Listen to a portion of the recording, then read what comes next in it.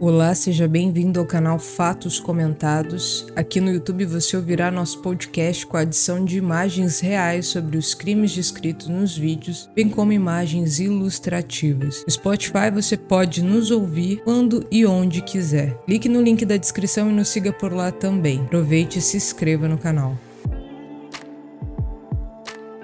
Agora fique com a sua história de terror. Em 13 de dezembro de 1989, um corpo foi encontrado em uma mata do condado de Volusia, nos Estados Unidos. O corpo era de Richard Mallory. 2 semanas antes, seu carro já havia sido localizado a vários quilômetros desse mesmo local. Richard foi baleado 3 vezes e enrolado em um tapete. Esse seria apenas o primeiro de uma série de assassinatos ao longo da Interestadual 75 na Flórida. Em 1990, 5 outros corpos foram encontrados, todos homens brancos com idade entre 41 e 66 anos. Eles foram baleados com uma arma calibre 22. Os corpos e os carros sempre eram encontrados separadamente. Na época, a polícia acreditava que havia uma 7ª vítima, Peter Sims, que estava desaparecido. Seu carro foi encontrado em 4 de julho de 1990, o que desempenhou um papel fundamental na investigação posteriormente. Outro detalhe importante é que o dinheiro de todas as vítimas sempre era roubado, porém a carteira e os cartões de crédito permaneciam junto aos corpos, deixando claro que o roubo não era o principal motivador das mortes. A polícia então começou a cogitar a possibilidade de estar lidando com um assassino em série. Após ouvir testemunhas, a polícia descobre que 2 mulheres dirigiam o carro pertencente a Peter Sims. Foi relatado que a mulher que estava ao volante perdeu o controle e bateu em uma cerca na beira da estrada. Perguntadas por moradores do local se precisavam de ajuda, ambas disseram que não e foram embora. Acontece que paramédicos foram chamados após o acidente inicial e encontraram as duas perambulando pela rodovia. Questionadas sobre o acidente, elas disseram que estavam bem e não precisavam de ajuda. Mas os paramédicos perceberam que as roupas que elas vestiam estavam molhadas, como se tivessem sido lavadas. Mais tarde, as manchas de sangue encontradas no carro de Peter Sims explicariam essas roupas molhadas. As 2 mulheres ainda pediram informações aos paramédicos sobre a cidade de Daytona Beach, antes de pegar carona até lá. Diante do fato, as autoridades concluíram que as 2 mulheres poderiam sim estar de alguma forma ligadas ao desaparecimento de Peter. E a partir do ocorrido, a polícia conseguiu descrições detalhadas sobre suas aparências e ainda o retrato falado das 2. Ambas foram descritas como sendo mulheres com 20 ou 30 anos, sendo brancas, uma mais alta que a outra, sendo que a mais alta tinha cabelo louro e uma tatuagem de coração no braço. Já a mais baixa tinha cabelos escuros e curto, e segundo as pessoas, ela tinha uma expressão facial dita como mais fechada, como se fosse uma pessoa de poucos amigos. As mulheres se tratavam de Tyra Moore e Aileen Wuornos, um casal de namoradas que estavam juntas há cerca de 4 anos e meio. Aileen Wuornos nasceu no dia 29 de fevereiro de 1956, em Rochester, Michigan, nos Estados Unidos. Ela era filha de Diane Wuornos e Leo Pittman, que se casaram 2 anos antes dela nascer.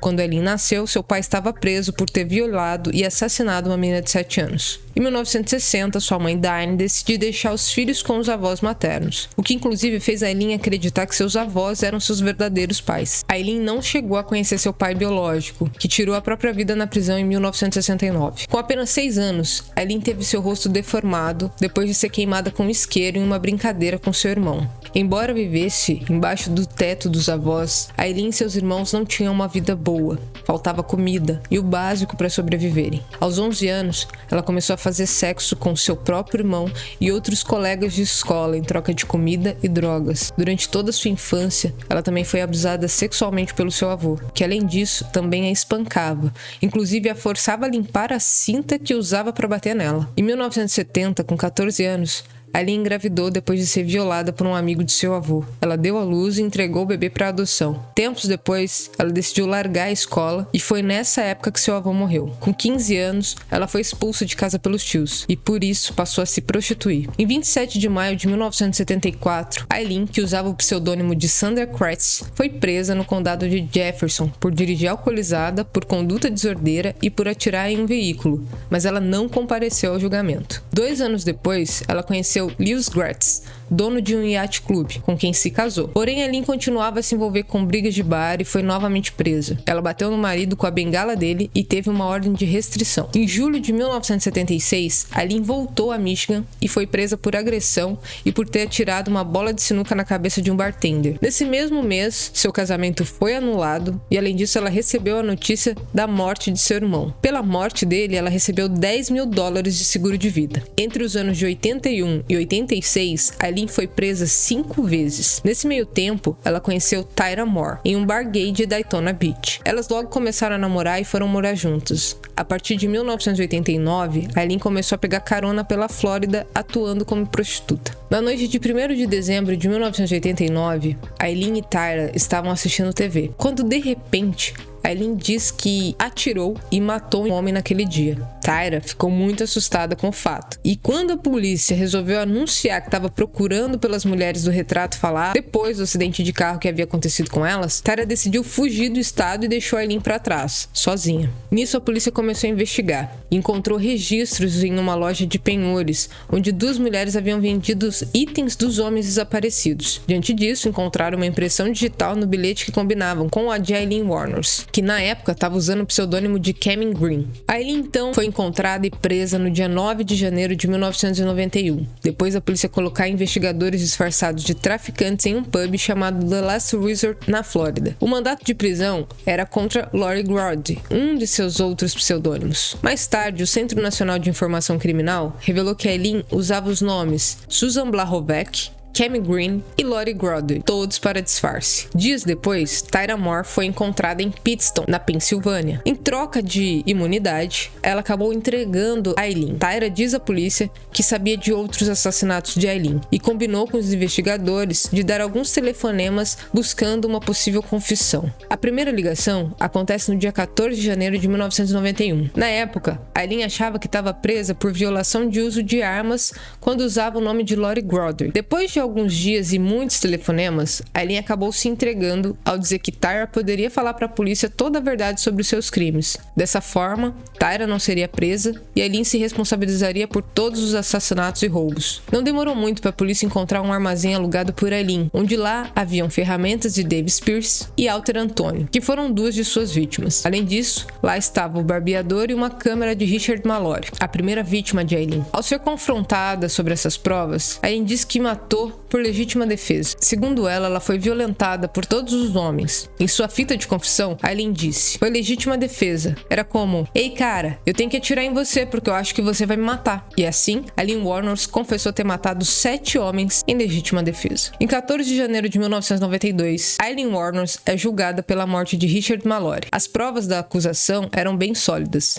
Em seu testemunho, Tyra disse que Aileen não havia ficado abalada quando ela contou sobre o assassinato. Evidências de outros crimes cometidos por ela foram usadas para demonstrar o padrão de comportamento de Aileen. Com isso, a sua alegação de que teria cometido 7 assassinatos por legítima defesa caíram por terra. Em seu depoimento, ela disse que Richard a violentou e a torturou, mas a acusação mostrou várias inconsistências nessa história. Já a defesa de Aileen a declarou mentalmente doente, alegou que ela sofria de transtorno de personalidade antissocial e também falou sobre sua infância conturbada que a impediu de ser uma mulher adulta normal. Após dias de julgamento, Aileen foi considerada culpada por assassinato em 1º grau e condenada à morte na cadeira elétrica. Após alguns meses, ela foi condenada a mais 3 sentenças pelos assassinatos de Dick Humphreys, Troy Boris e David Spears. No tribunal, Aileen diz que Richard a violentou, mas esses últimos apenas tentaram violentá-la. Pouco tempo depois, ela também se declarou culpada pelo assassinato de Charles Carskadon e Walter Anthony. No entanto, ela não foi condenada pelo assassinato de Peter Sims, pois seu corpo nunca foi encontrado. Mas, mesmo assim, ela recebeu 6 penas de morte. Aileen Warners então pede perdão para a família das vítimas e diz estar arrependida. Em 2001, pediu à Suprema Corte a demissão de seu advogado, dizendo que matou todos aqueles homens e mataria de novo.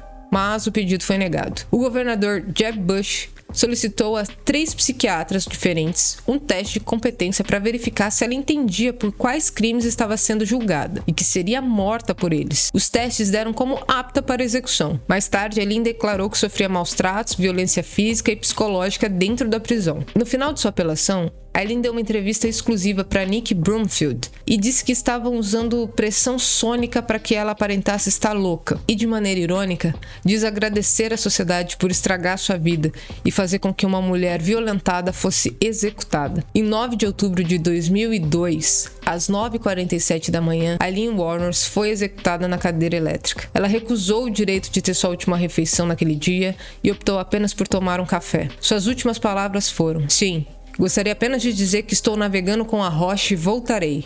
Como no filme Independence Day, com Jesus. 6 de junho, como no filme, grande nave-mãe e tudo. Eu voltarei. Eu voltarei." O corpo de Aileen Wuornos foi cremado e suas cinzas espalhadas aos pés de uma árvore por uma amiga de infância, Dawn Boutkins, enquanto a música favorita de Aileen Wuornos tocava. Aileen foi considerada como personalidade psicopata.